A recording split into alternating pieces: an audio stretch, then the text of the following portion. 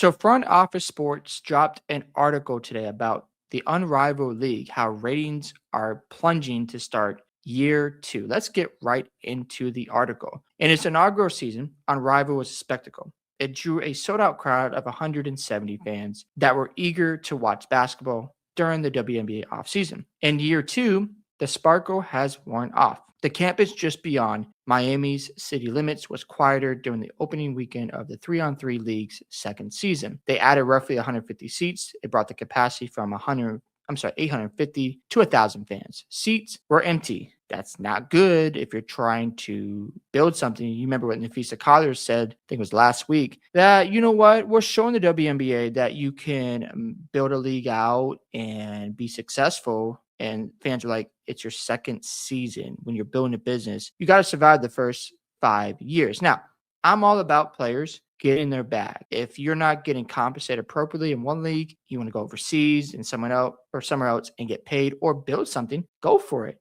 Be an entrepreneur. That's fine. But pump the brakes with some of the things you say because it might come back to bite you. Fans today of the WNBA are just tired of the entitlement, how they act like we need a shared revenue when fans are saying to themselves, pay attention to your product because the refs out there haven't done a great job.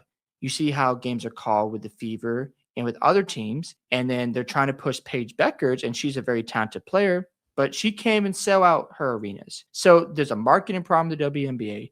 There's a refereeing problem, and you have old media heads not doing a good job of building up the next slate of players, like a Caitlin Clark. We saw how Cheryl Swoops lied on her. We saw how Kathy Engelbert did not show up for her Rookie of the Year award. She just gave her a call. When it came to Paige Beckers, she showed up in person. It's just not a good look, and it makes you look unprofessional, unserious. And when you have somebody like Caitlin Clark that fans clamor to see, and you brush her to the side, you push her fans away, that is not a great way to make a first impression for new fans who are finally tuning into your product. Let's go ahead and continue on.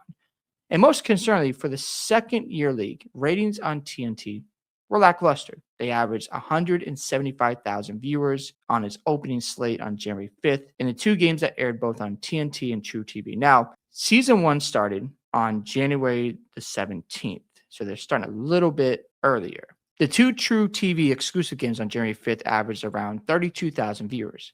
The games on January 9th, 139,000 viewers across TNT and True TV. The four games airing on January 10th and 11th averaged 71,000 viewers on True TV. That's a steep drop compared to the first season where they were averaging on TNT 221,000 viewers.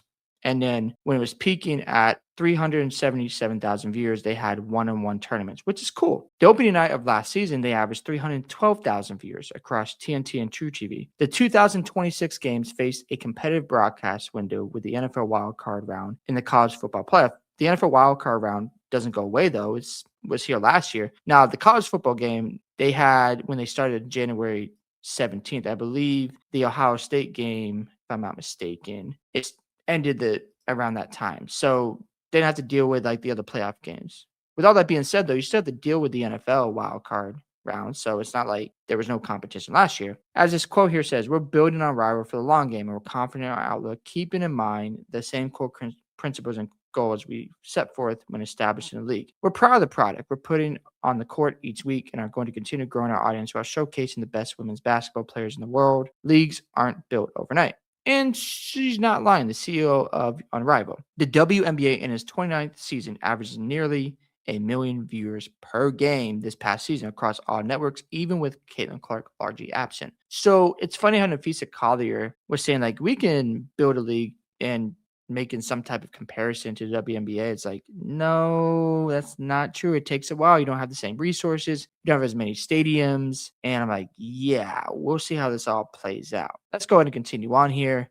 Co-founder Breanna Stewart addressed her measure of success for the league in year two. TV ratings are one thing for sure. Obviously, you want them to be consistently high, no matter if we play on Friday, Saturday, Sunday, or Monday, and know that we have a space of our own here. In a league of sports, people aren't typically used to seeing women's professional basketball at this time, unless you're watching EuroLeague or something like that. So ratings is a huge one. Unrivaled has other ways to make money, chiefly ticket and merch sales. The league will also feature a tour stop in Philadelphia, which stands to pay dividends. The two-game slate on January 30th which I think is a good time to have it. We played at Xfinity Mobile Arena, which has a capacity between roughly 17,000 and 20,000 fans, depending on the event. So you're going to go from 1,000 fans and thinking you could sell at that arena in season two. What if it doesn't? What if you get like 2,000 fans to show up? I hope it does sell out. I really do. I don't know what's going to happen, but it just feels like that could be a big jump, and maybe you're rushing things. But I could be wrong. We could have people showing up for the game, and that would be good for the Unrivaled League. Because again, I don't want to see a situation where this league doesn't make it. The WNBA is already a laughing stock with the CBA negotiations going on, and fans are just walking away because they're going, how can we take you serious?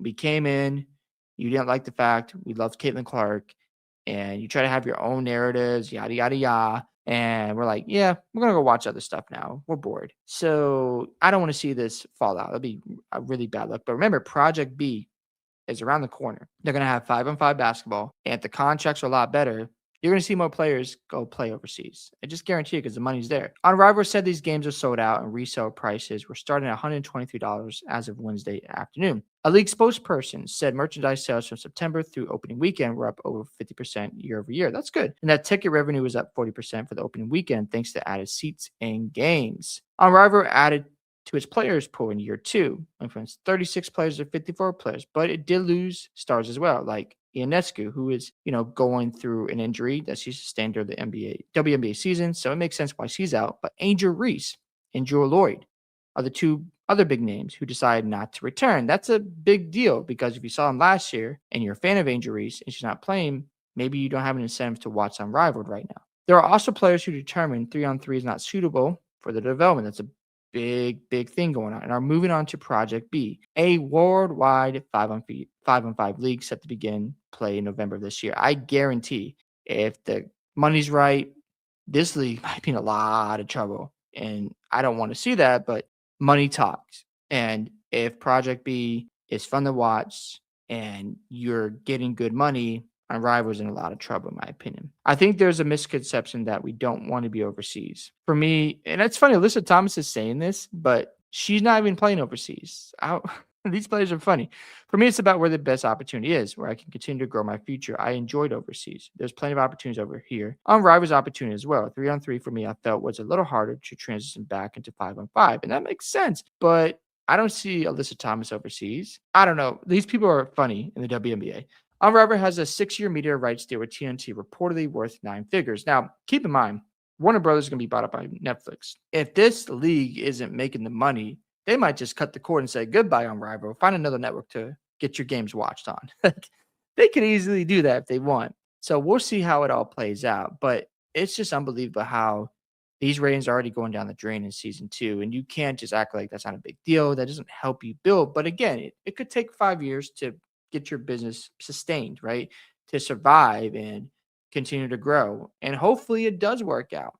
And for Nafisa Collier and Brianna Stewart, they got to get a CBA deal done because it seems like it's a conflict of interest, in my opinion, at this point. And the players, if they have to go through a lockout and they're not getting paid and they have nowhere to go right now, they're going to look at those two and say, stop with the nonsense, stop playing these politics with the WNBA, and let's get a deal done. I want to get paid. And if Project B gives these players who are not in Unrivaled and they got a bitter taste in their mouth from Brianna Stewart and Nafisa Collier, and you try to sell them in November to come play with Unrivaled, be like, you know what? The way you handle that, I want nothing to do with you. Not good business. I'm going to play for Project B because this contract's better. And on top of that, I just can't trust you. So if Collier and Brianna Stewart are paying attention, get a deal done, because they look like a complete joke to me when it comes to the players union. They don't want to do anything. They want to cry foul and everything because they're not getting what they want. And the league is just going to keep standing pat and saying, look, we want to get a deal done, but these are the numbers. So either work with us or make these other players upset with you, and then you lose more credibility. Hope you guys enjoyed my thoughts on the ratings going down for Unrivaled. Are you surprised by those results, or are you not surprised? Don't forget to like and subscribe to the channel, and I'll catch y'all in the next one.